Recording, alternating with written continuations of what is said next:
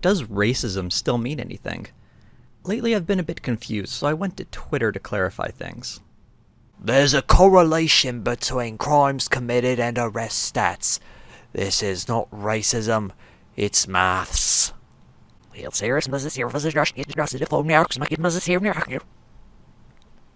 know when you hear a constant whining sound in the background? After a while, you just stop hearing it? We're totally getting there with the word racism. Also, collusion and fascist. What else? The ugly facts about black on black racism. I don't really know what to make of that. Can someone sum this all up for me? Racism and sexism is not only tolerated, it is encouraged by today's dominant cultural institutions. So long as it's aimed at white men. Oh, he sounds a little Australian. Oh, okay. Well, that clears it all up. I'm kind of wondering when this all happened. I always thought racism had a meaning that wasn't complete bullshit. Apparently that's changed, for some people anyway. It might have something to do with how racism has finally become a sensitive topic for white people, but in a sad twist of irony, the exact opposite way it should be. And racists, I mean, white ethno-state enthusiasts are reaping all the rewards. Look what they did to this poor chap. The worst case scenario for the alt-right success in this endeavor is less intolerable to me and my family than the SJW success. And so from a tactical evaluation, I have to choose this angle. I have to try and explain to the alt-right that they can get what they want and they should take this gambit. Well, even if it means the end of liberal democracy. But I'm getting a little ahead of our journey. This all starts with someone getting triggered. Out there in the world, maybe you, or someone like you, said something stupid. And that's even going so far as to say colonization wasn't a net benefit for the third world. It was. Then all of a sudden, those damn SJWs get angry and use their pointy words. Stuff like racism or problematic. Hearing that shit pisses you off. But have you ever asked yourself why those words piss you off? And have you looked at your reaction to those words? Did you perhaps start an entire web series about how much you dislike those words? Like racist, bigot, far-right extremist, and so on. While we all know that the people who are using these words are becoming the new boy who cried wolf, and that these words themselves are losing their meaning by the minute, the chill effect these words have still remains in certain quarters. At the risk of dating this video a few minutes after I finish writing this sentence, I want to briefly touch on a meme. Ugandan Knuckles. Now this meme takes a line from an obscure Ugandan movie and pairs it with the 3D model of the bewilderingly popular Knuckles character from the Sonic series. You may remember him as the guy who was added to the cast because Sonic needed a pal who had even more tude. So people had a laugh at Ugandan Knuckles, and they enjoyed it so much that they started talking online in a fake Ugandan accent. Dopey, harmless fun, right? Well, not really. You probably noticed how it's not harmless fun if you're going around pretending to speak with another person's accent. In fact, some of those sensitive types out there tried to ruin the fun by pointing out that it might be a bit racist. If you don't understand why, imagine this. Yes. Miss Gold Lady, this time I'm warning you. I am definitely this time going to call in the police. That, but imagine it's a guy doing a fake Ugandan accent instead of a fake Japanese one. The reaction to claims of racism was swift. Soy enthusiast Paul Joseph Watson responded, Do you really think any of the people engaging with this meme are doing it out of malice for Ugandans or hatred for black people? Or are they doing it to make each other laugh because it's funny? And there were loads of other people who were pissed off, but it all really were just variations of, it's just a load of fun, stop being so sensitive.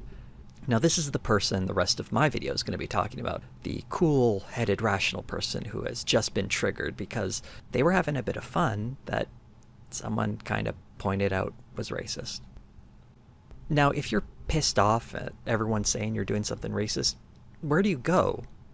You know what, though, hypothetical person? You don't have to worry. Turns out, there's a whole bunch of people out there to tell you it's okay. Our soy friend Paul, the dead-eyed Reuben, and all those Twitter voices from the beginning are telling us that racism is totally not a thing anymore. So those accusations you heard earlier, they don't mean anything. Unless, of course, it's racism against white people. That's a thing. This is an entire cottage industry that makes people very, very, very rich. Massaging the feelings of people who don't want to think they're racist is a big business these days on YouTube. And these young, enterprising folks have some other ideas for you too. Ones you might not have even considered yet. Ones you might be more interested in if you knew that the people who say racism, you know, the ones who hurt your feelings, don't agree with. Oh, and look at that. You're in the echo chamber. You no longer have to deal with those accusations that make you so uncomfortable. And you know, anyone who disagrees with you, they're just some dirty SJW. Oh, and hey, do you maybe want to buy a t-shirt? Or, hey, why not support my Patreon? That'll show the SJWs. Now take a look around the chamber. There's some other folks in here too who, well, just like you, they hate being called a racist. They all hate being called racist, but some of them, I mean, these guys, they kind of spend their spare time talking about blood and soil and organizing in weird marches. And how'd they get in this chamber? They hate the SJWs too. So that's really all you need to get into the echo chamber? See, these guys, they might have some noxious ideas, but they don't make you feel bad for anything you say. So why would you make them feel bad for anything that they say? They know that I disagree with them on many points, but at the same time, they're not going to sit there and call me weird names. But all the alt-leftists will. We can politely disagree about the white ethno-state, but in a nice, civilized way. Just like this innocent lad. Everything that you guys are saying, like, I agree with the flood of migrants, not down for that. Like Black Lives Matter, I've been very against them and how fucking retarded they are. And then like all this stuff, I agree. And if you're a white person with no real skin in the game of living in a white ethno-state, aside from living in a country with a diminished population which will completely collapse the economy, well, the only change for you will be that your neighbor won't be black, and maybe you secretly like that. Or, no, of course not. You're totally not a racist. They are. Well, no, wait, they aren't, because that word doesn't mean anything, right? They're white ethno-state people who are totally cool with other races, just not near them. Now things are getting weird, because you've already denounced the word racist, so what do we really call these ethno-state enthusiasts in our special echo chamber? We're getting along fine because they're so nice, but what do their ideas really mean, and what are the real-world implications of them? Wait. Behind that question lies a very uncomfortable conversation, one that might not be so nice. So you know what? Instead, we're going to center our very nice conversation about how it's nice to have a very nice conversation, and it's better to have very nice conversations than to get angry about stuff that prevents the very nice conversation from happening. Basically, we're talking about how nice it is to have free speech. Oh, knew we could agree on something. And now all we're doing is talking about free speech, and the real issue is, well, I don't know. We don't really agree on too much, so let's just talk about how those dirty SJWs, let's just tear into them, right? And then you end up saying things like this.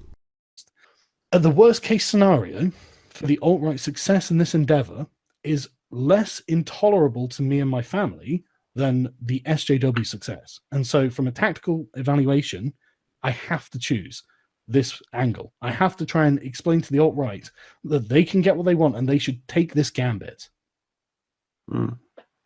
Well, even if it means the end of liberal democracy. And wow, look at that. You're ready to abandon your core principles because one group of people is nicer to you than the other one. Someone was basically able to work your pressure points, tap into your fear, insecurity, and confusion to get you effectively on their side. You didn't have to agree with them. They just had to make sure you hated the other side more than you hated their side. The nice, cuddly fascist. And that's how a fascist tricks you into supporting their cause when you don't actually believe in it.